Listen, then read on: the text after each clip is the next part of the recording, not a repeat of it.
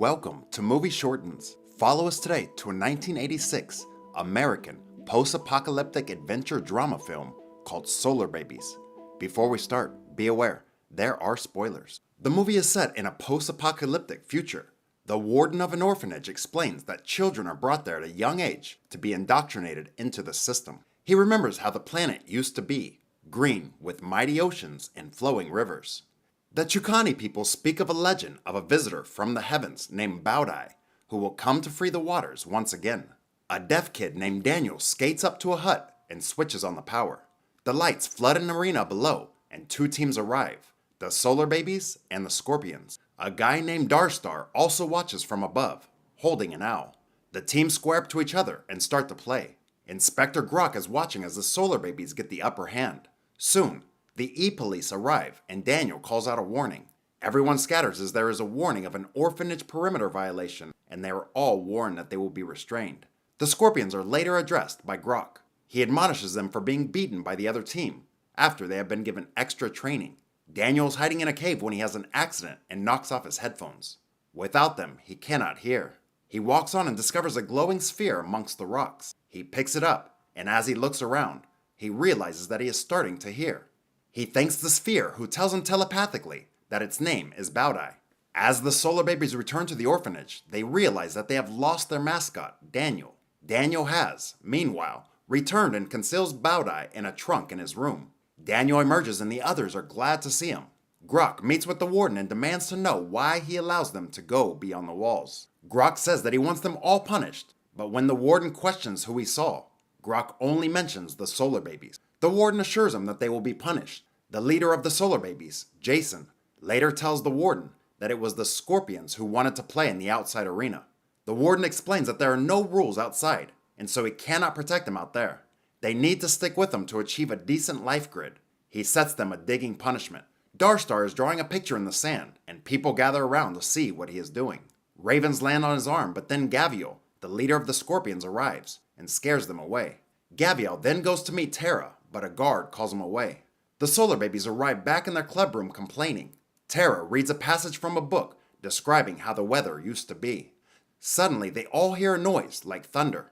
A lightning bolt crashes through the room and it starts to rain. They all play and splash in the rain, encouraging Daniel to join them. It stops as suddenly as it began, and they are all happy that they are clean. They realize that Daniel can hear. He explains that it's all because of Baudai, and he takes out the sphere. He asks Jason if they can keep him. They have to leave to go skating, but Jason makes them all promise to keep this a secret. As they leave, they don't notice that Darstar is watching overhead. In the arena, Gavial pushes Daniel and then forces himself upon Terra. She pushes him away and Jason gives chase. They fight and Gavial ends up with a bloody nose. Back in the club room, Jason takes out the sphere and speaks with Baudai. Jason asks who he is and where he is from. He goes on to say that he doesn't know that information about himself, and doesn't know where he is going either. Baudai gives him a glimpse of his future. The rest of the team suddenly walk in, and Metron checks to see if the sphere is radioactive. It's fine, but they speculate who Baudai could be. Tug picks up the sphere with his stick, and they play using it as a ball. Rabbit starts to dance with the sphere, and then bounces it to Jason, who hits it with the stick. It shatters into a million pieces, but then reconstitutes on Daniel's stick. Daniel then scores a point, and they all cheer. Later, when Jason says that they should all head back, a light emanates from the sphere and joins the team together by their hands. They all laugh. Darstar is again watching from above. Later that night, Darstar steals the sphere from the trunk and leaves the orphanage. An alarm goes off during a lecture indicating that someone is free. Terra is envious of that freedom. The guards realize that it is Darstar that is missing, whilst Daniel looks on. That night, Terra enters the boys' dorm to tell Jason that Daniel is gone. They arrange to meet in the club room and discuss looking for him. Metron is worried that they could be surgically altered if they got caught. Tug says that they may not come back. However, they all vote to leave. As they skate out in the morning, a sensor activates, but Rabbit destroys it. Grok speaks with the warden about Darstar's background, but the warden explains that no child in the orphanage knows their origin. Darstar was taken at 2 months of age from the Chukani people. Grok wants to know how he will explain about the orphans' disappearance to his superiors. The warden hoped that Grok would bring them back and say nothing, but Grok argues that it is against the law. He leaves accompanied by Gavial, but the warden warns them not to hurt the kids. The Solar Babies skate away, thrilled to be free. Far away, Daniel is alone and drinks the last of his water. He can hear Baudai calling to him. The solar babies are pursued by the E-Police, but they escape, weaving through the rocks. Suddenly, they encounter a broken bridge, but they are able to launch themselves across. Jason is the last one and makes it just as some E-Police arrive on motorbikes. The Owl returns the Darstar, who directs him onwards. He arrives in the Chukani village. The leader welcomes him as one of their own. That night, he takes him to a wax work museum, where he introduces Darstar to an old man.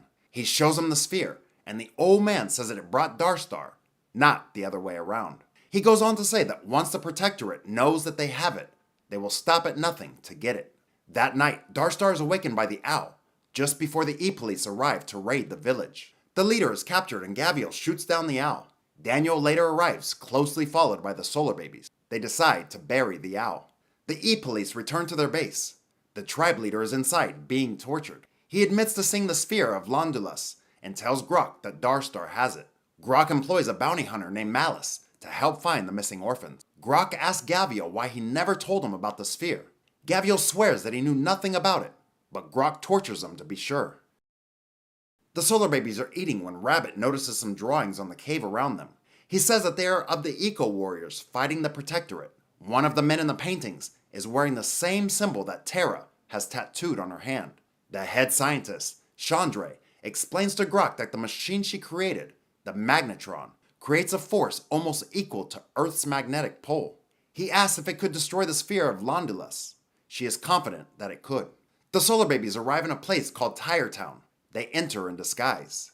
They see wanted posters with their pictures on them. It states, extra water privileges for the capture of these Protectorate fugitives. Malice's accomplice assures them that he has seen them. They suddenly see Daniel, but decide to follow him in order to catch them all. Daniel has located the sphere and takes the others to it. As Metron tries to figure out the combination, Darstar arrives and gives them the code. They climb inside and Daniel takes the sphere. They discuss whether they should go back to the orphanage or carve out their own destiny. Daniel says that Baudai can help them. They argue and Terra walks out. She finds Darstar and asks why he took the sphere. He said that he thought it would do magic for him, as it did for them, but it's something more. He asks what they will do now, but she tells him that they can't decide. He says that it has been decided for them as the E-Police arrive. The others escape as the E-Police search. Gaviel shoots, and a chimney collapses onto the building. Daniel drops Baudai, but Darstar picks it up and is captured by Grok. The others escape inside some tires, but Terra is trapped. She calls out for Darstar, but someone beckons her away. The whole place explodes and Jason screams her name. The sphere has been placed into the gravitron for analysis. Jason is captured by Malice and they take them and the rest of the solar babies back to the base. On the way, someone skates past them and sprays them with water. They indicate to follow, but then it is revealed to be Terra, who was with a group of similarly dressed people. The solar babies are released and the bounty hunters are sent on their way.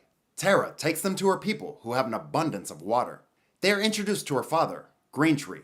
She introduces her friends and he welcomes them to his place as their home. It is secret to the Protectorate, and he explains that the eco-warriors are now only a rumor. Later, Daniel is sitting on a rock. He can't hear Baudai anymore, but Jason assures him that they won't give up. He tells Daniel that Baudai showed him that they were heading to a place that they haven't reached yet, so it can't be over. Later, Jason tells Terra that the rest of them have to move on. She says that they are all safe here, and they should stay. She tells him that her father told her that his men took the sphere to the Protectorate Aqua Bunker, where they control the water. They are going to destroy the sphere, but Jason says that it won't be destroyed. They all leave together, and Terra provides them with plans to the Aqua Bunker. They skate in, and as they arrive, Daniel begins to hear Baudai again. Chandra states that the sphere has now been weakened, so it can be disemboweled. She introduces them to a robot called Terminac that can do the final destruction. Metron climbs into the compound and opens the gate to let the others in, as Terminac proceeds to pierce the sphere. They find Darstar on the way and release him from a cage. Terminac's drill bit is shattered and the solar babies enter the lab. They damage Terminac and Daniel manages to retrieve the sphere. Chandra tries to take it from him, but she is burned. Grok picks Daniel up, but is then mistakenly attacked by Terminac. Gaviel shoots to release him, but Grok is killed. Everyone evacuates as water crashes into the control room. From afar, the solar babies watch the dam fall apart, and water crashes through into a valley below. A thundercloud approaches overhead. Jason announces that water is free again. Daniel clutches the sphere and announces Baudai is better. Suddenly, the sphere dissipates and they see Baudai all around them. He goes up into space and Daniel waves goodbye. They all join hands, connected with the power of the sphere. Jason says that he hasn't left them, and Tara promises that he will always be with them. Like and subscribe to watch more videos like this. And don't forget to turn on your notifications. That really helps my channel. Thanks for watching.